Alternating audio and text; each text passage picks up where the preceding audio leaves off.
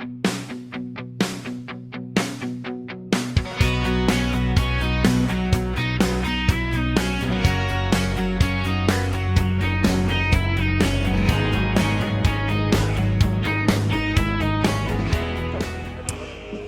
we are at Rozelle Park in Ayr.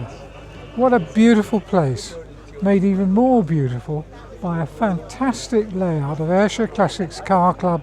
101 of you have turned up with your beautifully prepared vehicles to entertain yourselves and the public, and it really has an atmosphere about it that you couldn't pay to get. So thank you to our club members. Thank you for Tom for masterminding the organisation of this. Thank you to the marshals who have contributed to it being a success. But most of all, thank you to you for doing what we do as Ayrshire Classics Car Club, as being a group of people who love classic cars and socialising around them. Well done, everybody.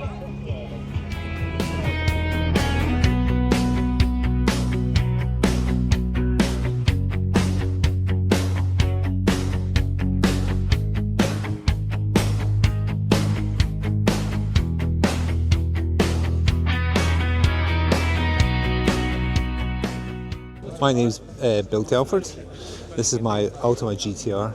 It's in Gulf livery, as you'll see. It's running a 6.2 Chevy LS3 V8, which is 560 horsepower. It's round about 980 to 1,000 kilograms. Porsche G50 gearbox in the back, limited top speed of 185 miles an hour. So we've had this car at Le Mans this year, we've had it at Spa this year, and here we are today down in Ayr for this lovely show. So if you want, I'll open it up for you and you can have a quick look. So we'll start at the front.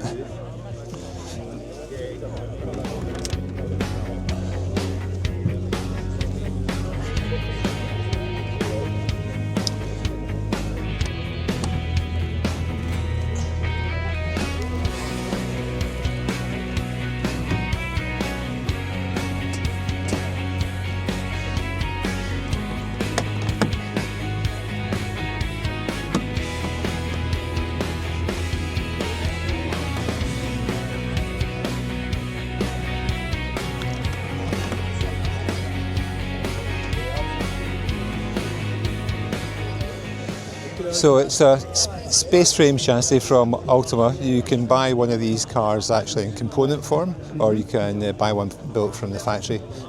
This one came from the factory. I've owned it since 2018. It's actually a black car. It's just wrapped on the top in the Gulf livery. So it's pretty bespoke in the front.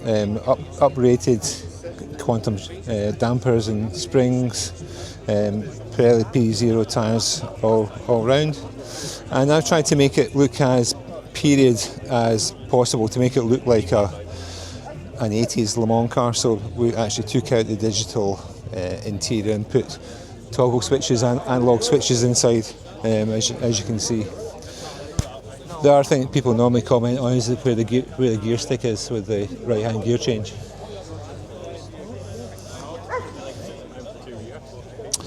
And so no traction control, no ABS, no power steering, no stability control, no nothing. You just got to drive this with your backside and your right foot. And it is a handful in the wet with all that power and those big 335 tyres. Okay. So.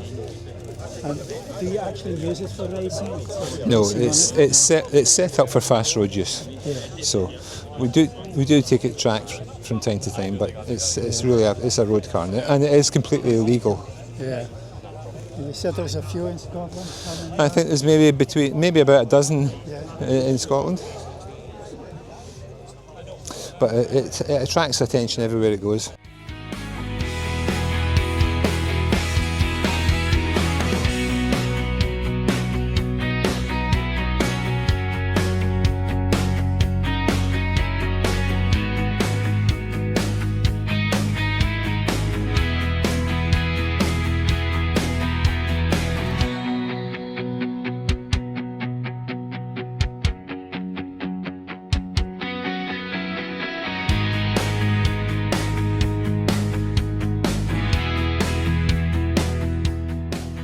This is me, Gary Morose, with the 944.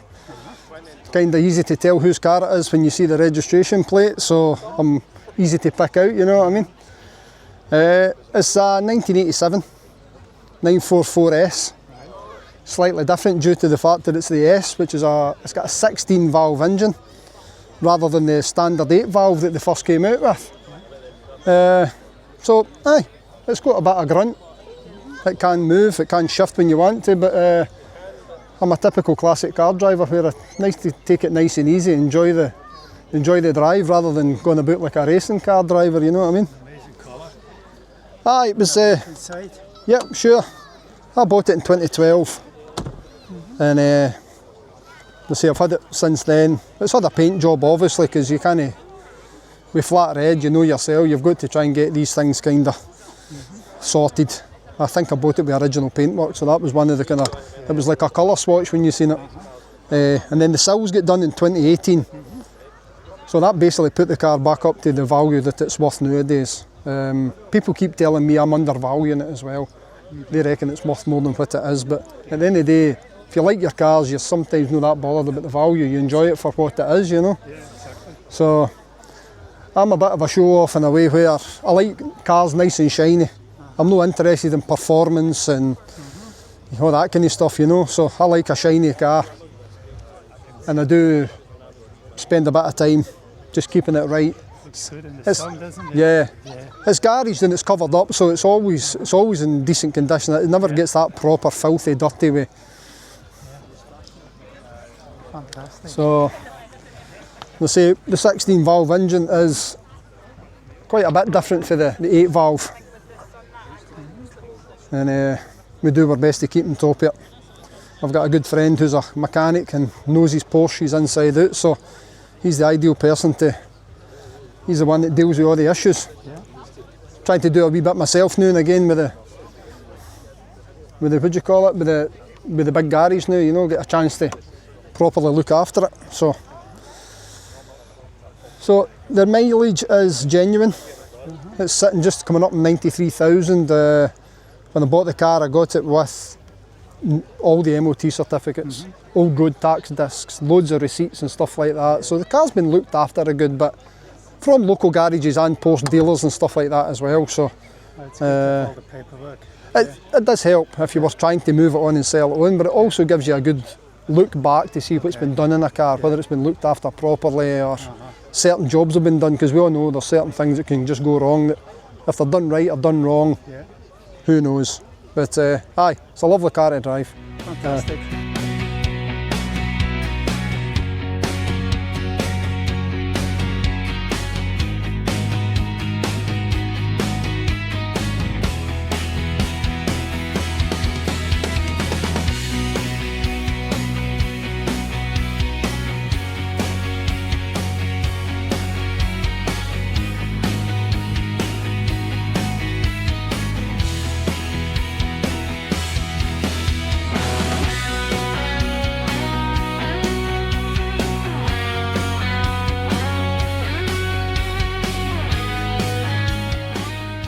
I'm George, member of Ayrshire Classics for the past 4 years or so. This is my 1956 Chevrolet Bel Air. It was imported from the States probably about 9 years ago now. It was restored in the States about 12 years ago. And I've had it for the past 4 years. The interior's all been done exactly as it would have been. The whole car is about 98% original as it would have been when it left the factory. Fantastic. We've got power steering, power brakes, Yeah. and this thing here is an electronic eye. And what the electronic eye does is at night, when you're driving at night, it detects the car coming towards your headlights and it automatically dips your headlights for you. And they had that 70 years ago. That's amazing. Modern feature.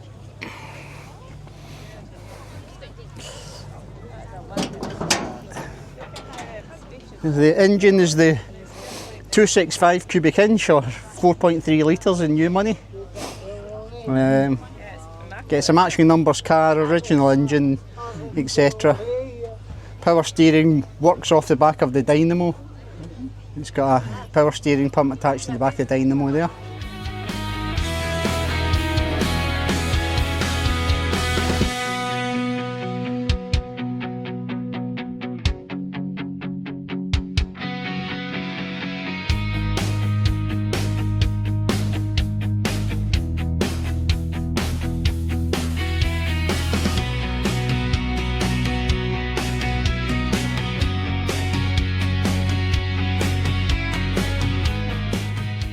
Tim Price, this is my car. It's a Porsche 968 Sport, 1994, in a very rare colour, aventurine green.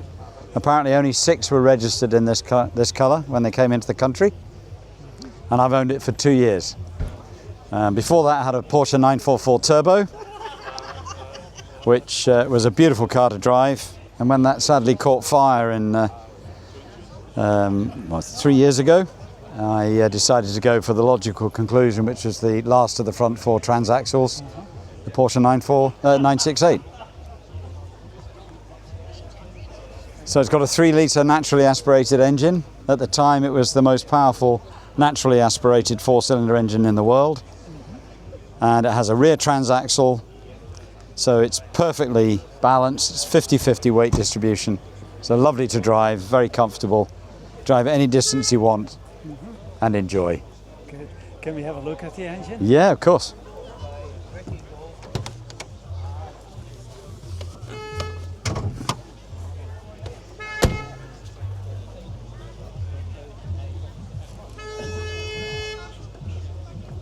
If I can remember how to open it.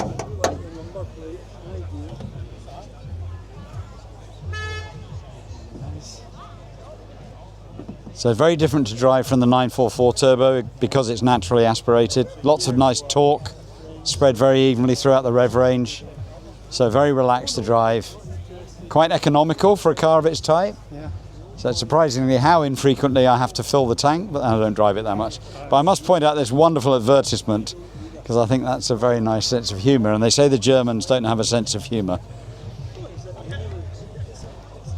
So nobody's perfect. They only got 9 out of the first 10 places. Very good. So there we are. Excellent. And they're very practical cars because they're rear hatchbacks. So they're great for touring because you can fold the back seats down and you've got a long luggage area. You've got all your gear in there, so you can have a nice month's tour of Europe. There we go.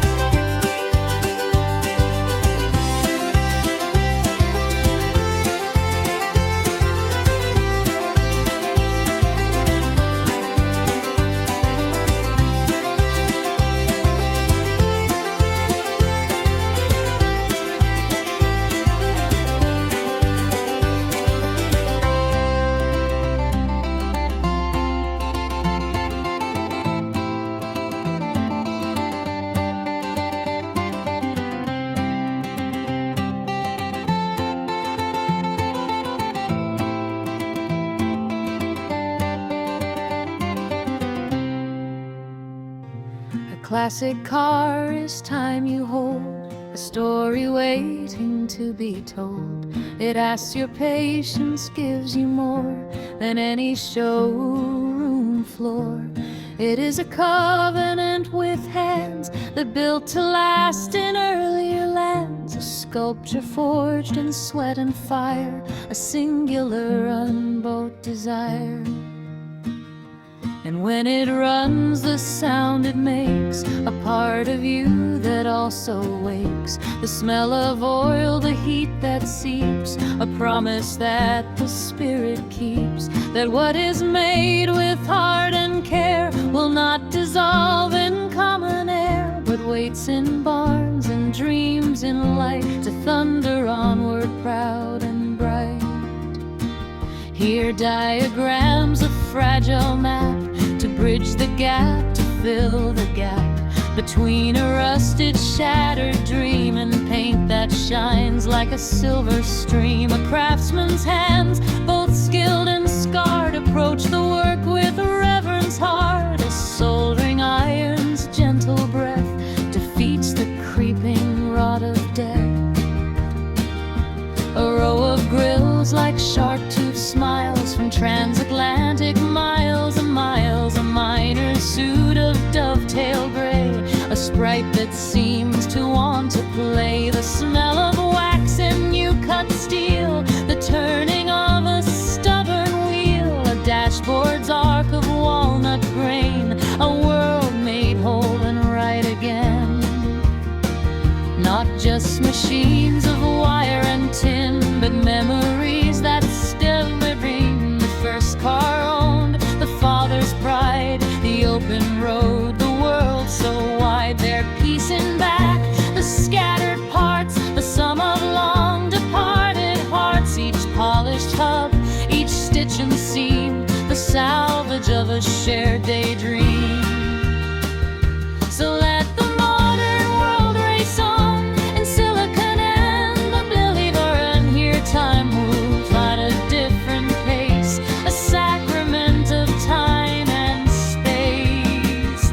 For in this hall the lost return, where passion makes the ashes burn. A resurrection bold and stark, a symphony of light and dark.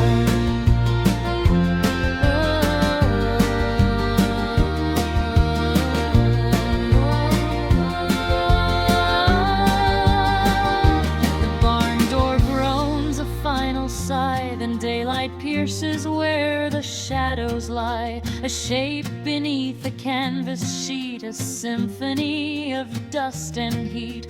Would rest below a sleeping beast, or promise of a long-lost feast. The hand hesitates, then pulls the cloth, revealing rust and heartbreak both. The tires are flat, the chrome is pitted, a century of dirt is knitter into every scene and fragile vent. A story briefly is hell-bent on staying buried, but the eye sees past the decay, the faded light sees the line, the poised intent, the ghost of what the builder meant. Then comes the art, the resurrection, a slow and painstaking correction. The lead, a weld, the soda blaster, the welder's art, a bright new master. Joining what was torn apart, a surgeon's work upon the heart. The lathe that turns, the gleaming bore, the gift of life and something more.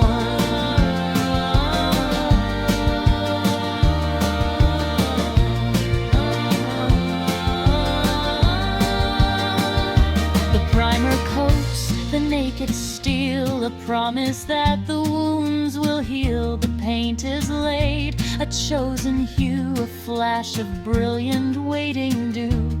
And then the moment bright and stark, the key is turned within the dark. A cough, a sputter, then a roar that shakes the dust from rafter and floor.